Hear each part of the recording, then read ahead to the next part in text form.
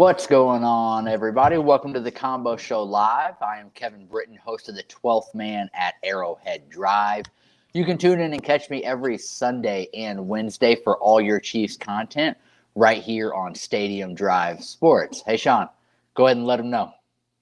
Hey, how's it going? I've got the baseball side of the sports every Monday and Thursday here on the Royal Way on Stadium Drive Sports. You can always find me.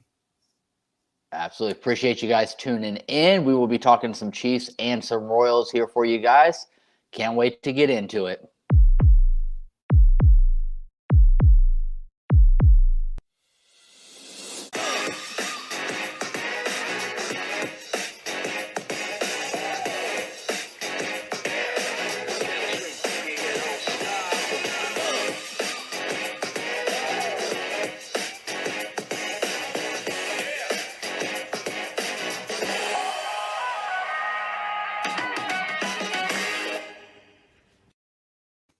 All right, guys, welcome to the show. Sean, how you doing today? Doing good. The weather was great in Kansas City. The Royals are back on their winning ways. They did lose about 3 in a row, but hey, we're back winning. We beat the Seattle Mariners 11-4. How about that? We did that earlier today. Tomorrow we play the Giants at 3:05 at Surprise Stadium in Arizona. So looking forward to that. I don't really like the Giants too much from what they did to us in 2014. Still got hard feelings about that, man. Everybody has that same question about that series there. And, of course, it was one of the last plays is, do you send Alex Gordon home? And, yeah, I agree with you. I agree. I went back and looked at that film. Dude, he wouldn't have been. He would have been at the most halfway down the line. It wouldn't have been not even close. Yeah, the problem was it was Alex Gordon running. He was kind of gassed right before he rounded second. And you can kind of tell he kind of hesitated a little bit. If it was somebody else like Lorenzo Cain, oh my gosh. He different just hit story. Those afterburners and wouldn't even probably looked at the third base coach. He probably would have gave it a look rounding second and saw that they were still fumbling around. But anyways, let's get into some Chiefs talk. Kind of got a rundown of the Royals. That's basically about it. We've got one other thing I wanted to touch on with the Royals actually. Mm-hmm. Before we jump into some of the Chiefs news and everything. Salvador Perez received the Lou Gehrig Award. It's given annually to one MLB player that best exemplifies the giving character of Lou Gehrig. So Salvi got that award this year, so big ups to Salvi. He's actually only the second Royal to ever get the award. The other was George Brett back in 1986. So Congratulations. If anybody knows anything about Salvi and follows the Royals, you know that he's a very high character guy. Like, you can't help but love Salvador Perez. So anytime he gets any award, accolade, or anything, I always gotta shout out Salvi. Yeah, so he really is our captain. Yeah, he really 100. Is our captain on the team. 100. His exit velocity on his hits and his home runs, he's up there with all the best in major leagues. And what you won't see is any other catchers. He's just one of a kind when it comes to that position, So he finds himself amongst the best, and you won't find any other catcher that even comes close to Salvi at this point. So it's pretty cool to still have him on our team. So yeah, absolutely agree. Now to get into some Chiefs news for you guys. First off, the NFL overtime rule change. It'll be playoffs only, but there was a vote taken. It was 29-3 on the vote in favor of the change.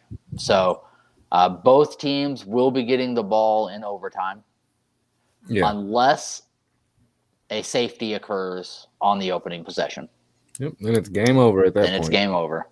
Now I'll tell you that some of the thoughts are that the team that gets the ball first, if they get a touchdown, thoughts are that more often than not, they're going to go ahead and go for 2, which basically forces the other team to have to go for 2 to tie it, as opposed to kicking the extra point. The other team gets a touchdown, they can just win the game outright right there with the 2-point conversion. What would be your strategy, John? Yeah, it really does leave more up to the coaches at this point. They did leave the 2-point conversion is all up to them. You're gonna find coaches like in the Chargers, they're in LA, and you're gonna find maybe the Steelers coach Mike Tomlin and a few others who wouldn't have any problem going for 2, and they would. But me, if I had the choice, I would probably just kick the extra field goal if I scored first and leave it up to my defense to stop them, because it's not ultimately going to have to come down to stopping them for the 2-point conversion if they do go for that. But if they do, then hey, let's go to work. Let's get that goal line stand. But it will be interesting to see how many teams will actually try to tie it up and go for that sudden death scenario to where just the next team scores if they both, either both get a touchdown and 2-point conversion or a touchdown and an extra point each. I don't know how many times we're going to see that this coming up, but yeah, it is only in the playoffs, so it's kind of too bad. I kind of would like to see that in the regular season too, but whatever. We'll see what happens down the road. Yeah. I think it's a lot of the flow of the game on if you decide to kick the extra point or go for 2 if you're the first team. Because if it's, if you're in overtime and the score is 10-10 going into overtime, it's obviously been a defensive battle. I feel like you're a lot more confident to kick the extra point and hold them. Now, if you're in one of those 35-35 going into overtime games where it's been an offensive shootout, odds are, like, you're assuming we probably can't stop them. So that's the time I think you may want to go ahead and go for 2 and put the pressure on them even more. So I think it'll be very situational. It will be interesting to see those different coaches. And, those coaches that are all about the analytics. What do the analytics say? So it will be interesting to see what some teams do in those scenarios. Now, I've seen a lot of people upset about why wasn't this change after it happened to the Chiefs? Why did it wait until it went in the Chiefs' favor that we did this? I think we just had to have several times that it happened before they really were like, okay, let's go ahead and look at this. I feel like 1 or 2 times in the past just wasn't enough to constitute a big change like this. What do you think? Right, I agree. And it just happened to be that the Chiefs were in 2 or 3 of those scenarios right in a row, with the Patriots and then the Bills. And you're going to find changes like this, just evolutionizing the game. And I'm all there for it, because what's going to happen is you're going to get a consensus, right? You're going to get right in the middle of these changes. They had a high point on high changes, and then they had a little change or whatever, but I feel like they got right there in the middle with this and what they did, so I'm all for it. Yeah, I'm with it. Let me know in the comments, guys. Let me know what you guys think. Do you guys like the rule change? And if you do, let me know. What would be your philosophy if you're the first team with the ball and you get a touchdown? Do you do the extra point or do you go for 2? I'd be interested to know where a lot of the other fans stand on this as well. Yeah, it's definitely up to those coaches who are more risky to do it. If you're more conservative, then you're going to kick that extra point and rely on your defense. And again, it says just like what you said, if you've got that running game going and you've been able to get 3 or 4 yards each time, no problem, then just run that ball in like you've been doing.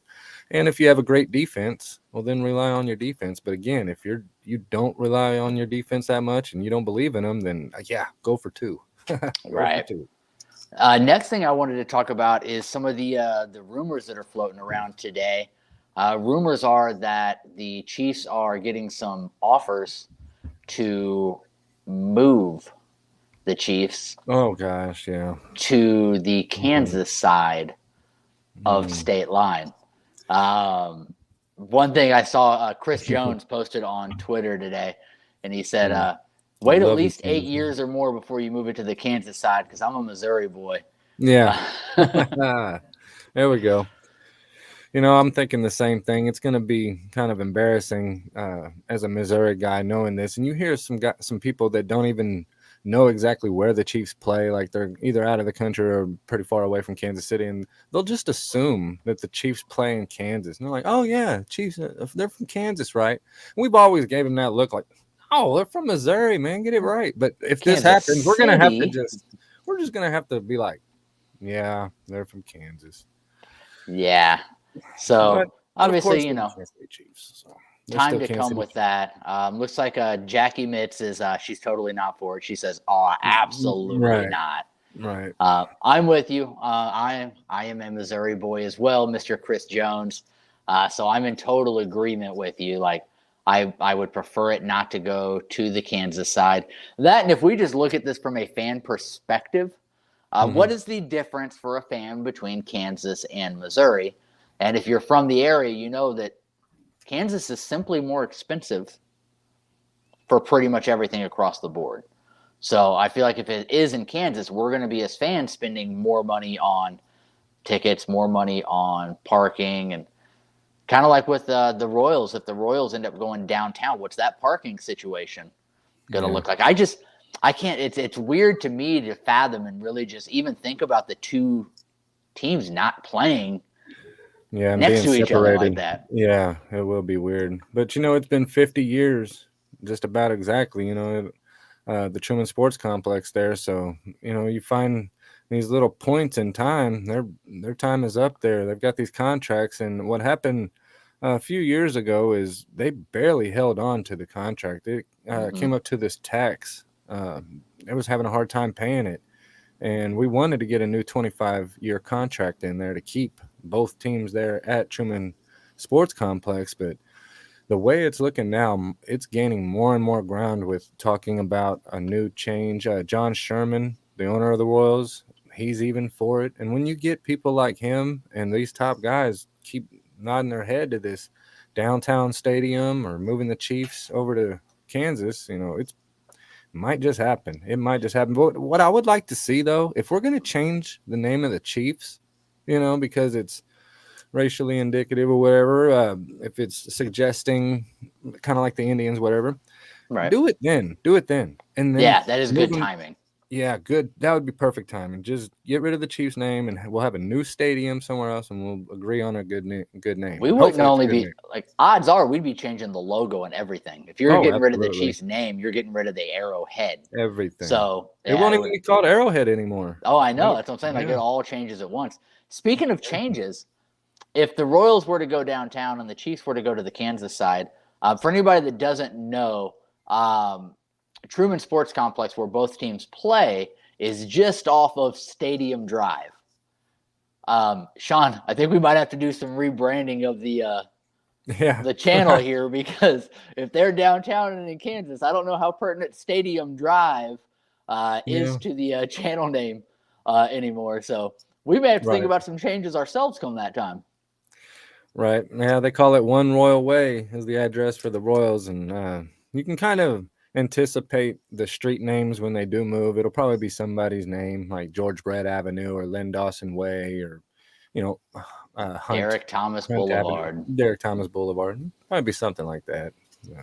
I don't think we can call it Derek Thomas Sports. No, that's not going to work. No, probably not going to work. Well, if we do have to do some rebranding, guys, leave us some suggestions down below. But other Chiefs news for you. By the way, I have a new favorite Chiefs player on social media. Safety that we signed, Dion Bush. If you don't follow him on Twitter, this is a completely non-plug. Don't know the guy personally, but follow him on Twitter. He's pretty funny. So he got signed right before Tyreek Hill got traded. Okay, I don't know if you ever saw any of this on Twitter, but he got signed and he posts on Twitter like, "Hey, what's up, Chiefs Kingdom?" And within the hour, Tyreek Hill was traded. So Twitter is just blowing up about Tyreek Hill. So Dion Bush posts on Twitter and he was like, "Sorry about that, y'all. I'll holler at y'all later." And then a few days later, he posted again. He was like, "Is it safe to come out yet?" So he's pretty comical. He fits right in the social media aspect. It's not the Tyrann Mathieu. It's not the Juju. He's just kind of interacting with fans on there, and it's pretty funny. So check Dion Bush out, and welcome to the kingdom, Dion, as well. But moving past that, there's other rumors floating around for the Chiefs right now, looking to trade for New York Giants cornerback James Bradbury. So first off, how do you feel about the cornerback room as it stands right now? Oh, we could definitely use some more work to the cornerbacks, but we've been saying this on our show this whole time is we don't really anticipate them signing a big veteran name when it comes to the cornerback position. Maybe on the defensive end, I can see that, but they're going to go Young. I think it might be this little plug-in from a guy straight off his contract right around 24, 25, or it's going to be a draft pick. That's what I'm thinking when it comes to these cornerbacks. It's kind of like that just trend that the Chiefs have had. You know, they kind of bring up their corners and through the draft. We haven't. I mean, we have a long time ago, maybe with Ty Law and a few others, but not too often. Not too often. I don't see it happening this year or this next year. So, Gotcha. Josh Hornbach says, "Go for it. Get your big boy pants on." KCMO. Shout yeah, out, yeah, Josh. go for it. Well, that's what everybody wants to do is just let's go out and just get free agents. You know, those are the people you can kind of trust in them. But you guys got to realize they got to come from somewhere. So when you draft somebody, you might not know them, but you will soon if they're in the end zone like that that often. So Yeah. A little bit of info for anybody that doesn't know much about Bradbury. So he's a 6'1", 212-pound corner, 28 years old. He'll be 29 by the time the season starts. yeah, Spent his first 4 years as a Carolina Panther. Last 2 years were with the New York Giants. And then stats from this past year, he played in every game, so he played in all 17. okay, that's good. So durability's good. He had 4 picks. He had 17 pass deflections. So he's Okay. Oh, and he had 47 tackles. So he's not much of a tackler. He's not a tackling type of corner, but he gets his hands on the ball a lot. So Yeah. he's that guy that just kind of disrupts the ball in the air, which I feel like with our 2 safeties we have now with Reed and Thornhill, they could really benefit from a cornerback getting their hands on the balls, those deflections that then go back to the safety. So I think it would be a decent signing. It's just the money thing for me. So right now, if we signed him, like if we traded for him as is, we would be taking on about $13 million of his contract, and it would be the last year of his contract. 13 million to me is a little steep, but Yeah.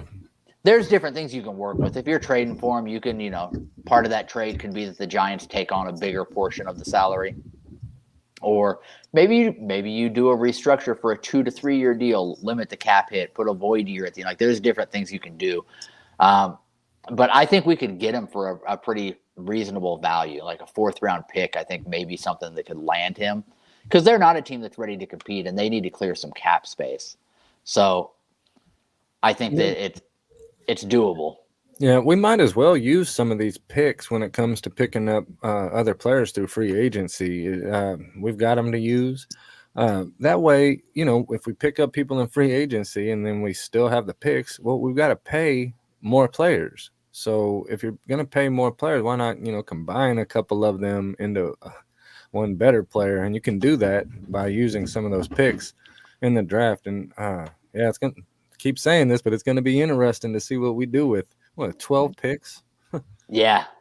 I did my mock draft, my first mock draft of the offseason. I told you guys I was waiting until all the craziness of free agency was done. There's still moves that can make. We could still use a pick for in trades, but the big ones are done now. So I went ahead and did my first mock draft. And I'll be honest, having 2 picks in the 1st, 2nd, 3rd, and 4th round, 2 picks each, doing a mock draft, like at the end of the draft, you're like, yo, we can fill some serious needs with all of these picks.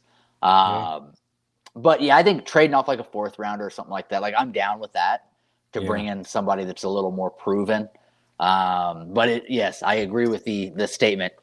It is interesting and will be interesting on exactly what they do moving towards the draft, which is right about a month away now. We got a month until the draft, which means we have 1 year and 1 month until the draft is right here in Kansas City. Woo! I should say right there because I'm in Salt Lake City. But I definitely want to come out next year for sure around draft time. I want to be there for the draft festivities and everything.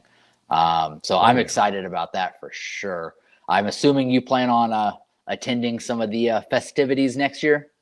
Oh, absolutely. We're going to let ESPN and the rest of the world know how loud Kansas City gets if they didn't know. Well, and if they did know, we're going to represent and make sure that holds true there in Union Station. We're going to get loud. Maybe what team do you think we would boo the loudest? Would it be the Raiders, the Broncos? Because we Oh got to boo man, somebody. It's yeah. probably going to be Obviously, everybody in the West. Raiders, Broncos, Chargers are the first ones that pop to mind. Yeah, might as well just boo all three of them. I think the Raiders would get it the worst, to be honest with you. Probably the worst. If I had to give my guess, I think it would be the Raiders because, I agree. I don't know. I just feel like the Chargers, I don't know. It's weird to explain. Like I feel like the rivalry hasn't really built up. I think it's still building. Yeah, and the fact that they moved to LA, that doesn't help things out. Right. It's a different team. And the Broncos, we've been destroying them for the past 6 years. Yeah, it was 12 out of the last 13. Yeah, it's not even much of a rivalry at this point. Could be this year. They've made some nice moves, so we can maybe that gets kind of restilled. But the Raiders have always been competitive with us, other than this past year. So I think that rivalry is very much alive. Yeah, that would be my guess. I'm glad they got it in Kansas City, though. It's pretty cool. And have the draft here. Right on. Yeah, absolutely agree. I think it'll be a lot of fun too. Hopefully, it's an all Kansas City type of thing in football next year. Super Bowl, Chiefs. Draft, Chiefs. Next Super Bowl, Chiefs. Just go ahead and run the gauntlet in Kansas City. AFC Keep the AFC Championship. Yep, exactly. Keep that in Kansas City.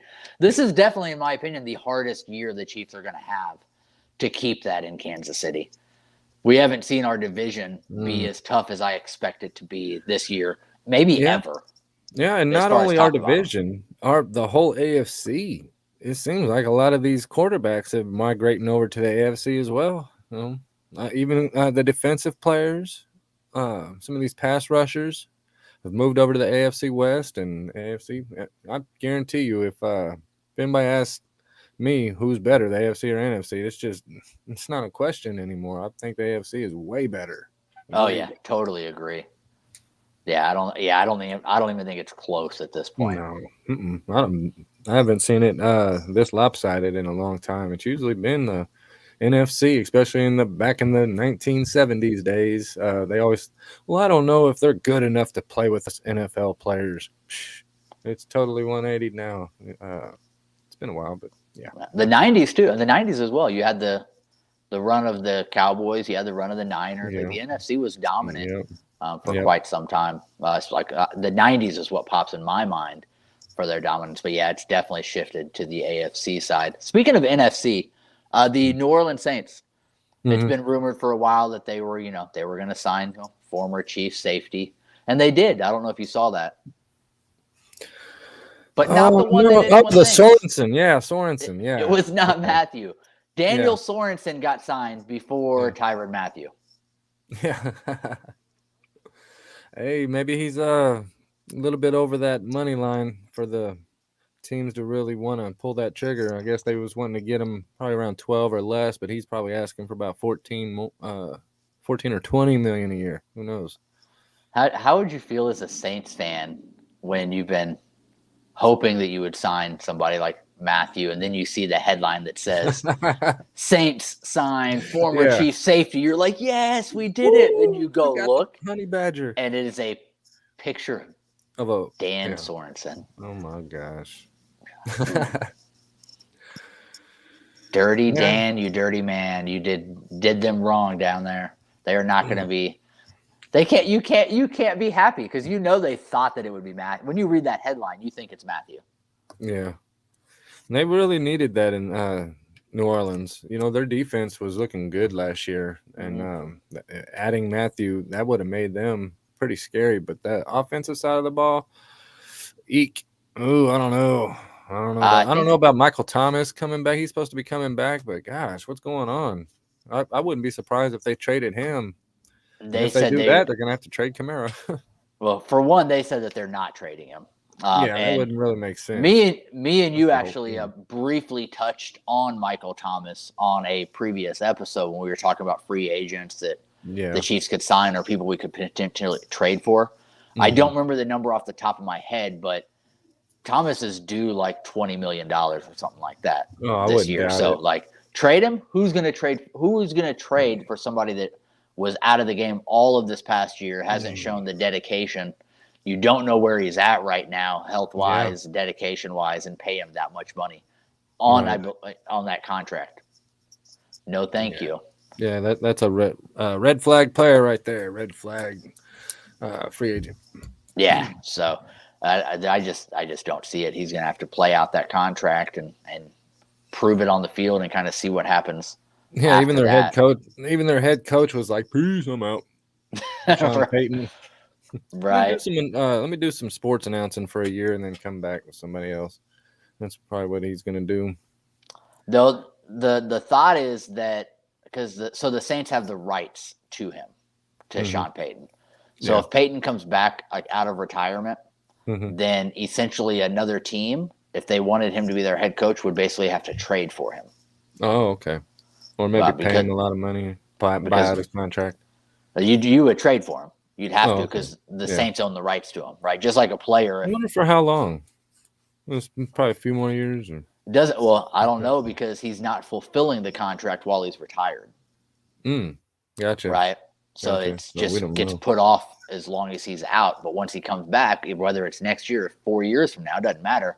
He's still property of the Saints. He's still under contract because, again, it's basically on hold. So they could potentially get a first round, if not more, trade value for Sean Payton. Sure, he's not a bad coach, and he can probably turn a team around. So. Yeah, so it'll be interesting because I would not be surprised one bit if he did come back a year from now, and it'd be interesting to see what team would be looking at him. You know, would it be somebody like Miami, right, who brought in a coach that a lot of people believe is just there for a year and they're going to fire him so that they can fill it with somebody they truly wanted? Like that's kind of the thoughts that you hear around a lot. Sean Payton could be what they want, and they're just waiting for him to come back next year. So we'll kind of wait and see on that. You know what I mean? But interesting. It's an interesting thought to think about trading for a head coach because it doesn't happen very often. Right. What's going on with the Royals right now? Anything else going on other than? By the way, I mentioned to you last time we spoke that you were like, "Oh, they're hitting really well," and I was like, "It's happening at the end of the games," and that kind of worries me. Because you're not going against, the starting pitchers or anything at that point. I saw they turned that around. A lot of their runs have been coming early in the game now, right? Oh, yeah. They scored 19 in the first 4 innings of the game before today. Yeah, that's pretty good. It was about over at that point. But, yeah, you see every single game we've gotten double-digit hits pretty much. Our offense is turning it on. And, of course, we are going against not so stellar MLB pitching at this point. But hey, we're getting the work done. It's getting processed there on the scoreboard. You see it. And it's even in losses. We're getting 12, 14 hits. So it's looking really good. Yeah, the defense, I think everybody knows the defense is pretty solid. We've just been kind of waiting for the young bats to come along. And then the pitching. The pitching's always kind of the question mark for the Royals, right? Yeah. Oh, absolutely, man. And I'm afraid that we kind of just won't know how we're really going to fare in the regular season until it hits. I mean, because spring training, it's baseball, but it's not a real indication of the longevity of it. I mean, you'll get your starters out there for only about 2 or 3 innings, but it'd be nice near the end of the spring training session, kind of like what the Chiefs do in keeping the quarterback in for more than a quarter, and maybe keep him in for a half, and then keep him in for 3/4 of the game. Well, what I'm trying to say is it'd be nice to see a lot of these young guys like Dungan and MJ Melendez and Olivares, these new names that we're hearing, their bats are hot. Yeah. I would like to see them with more playing time to see if they can really get in a groove and get accustomed and get ready, because these other guys that we have like Salvi and Whit Merrifield and them, I'm not worried about them. They don't need those reps. They'll be fine. Get them in there for a couple innings, but I hope to see that transition on these next week and a half of spring training. It's going to be over pretty soon. April 7th is coming up soon, so I'd like to see if we can get some of these guys ready to go for the season. It'd be disappointing to see them do this well, and then we just never really hear about them all year. But we'll see. Yeah, I agree. Yeah, to me, it's the bats. Can the bats stay going like they are once the bright lights are shining, so to speak, once it's really the regular season and it counts?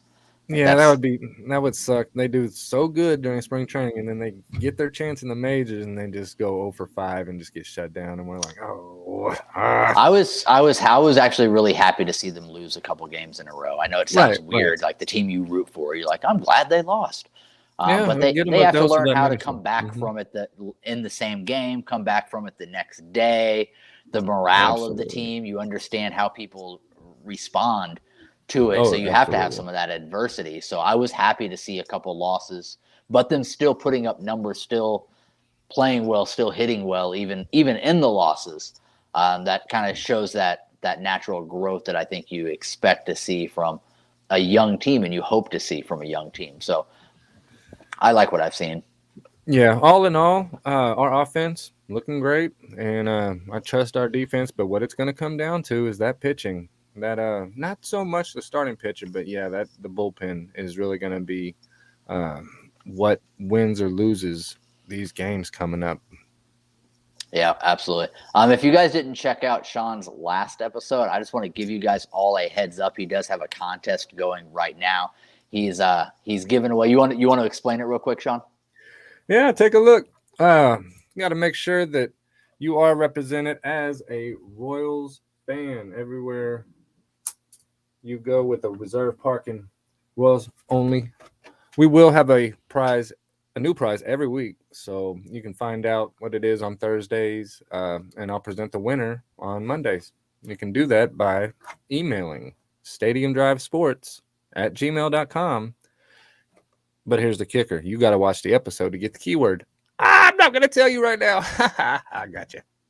That would be the Royal Way that was posted yesterday, correct? Yes. So that would have been posted on Monday, March the 28th, the Royal Way here on Stadium Drive Sports. Check out that episode. Get the password, the keyword, if you will, put it in the subject line and email stadiumdrivesports@gmail.com for your chance to win the Royal sign. Can I enter that contest? I want the sign. I like it. I dig it. I was thinking about it was only going to be pertaining to anyone who lives in the KC metro area. But guess what? We got fans all around the world. If a guy from Japan wants it, well, I don't know what the shipping and handling would be for that. So That's fine. I'll cover it. Don't worry about it. If you guys want it, if you're a true Royals fan, go ahead and enter into the contest. Shipping and handling will be paid for. Yes, I'll figure out a way to take get care of it. For sure. Just tune in and stay tuning in because, like I said, these prizes keep getting better. We had to start off somewhere, and we started off with a David Hasselhoff commemorative decorative planner Chia Pet. And the winner was Jackie Mitz from Granby, Missouri. Congratulations, Jackie, on your David Hasselhoff Chia Pet. There it is right there. Mm-hmm. No, you do not have to pay for the shipping and handling. That is all covered by the Royal Way, 12th Man at Arrowhead Drive, and Stadium Drive Sports. We cover all of that for you guys. We just want you to enjoy being a fan of the Royals and the Chiefs and being a fan with us here on Stadium Drive Sports. So I appreciate you guys tuning in. Appreciate you guys interacting with us.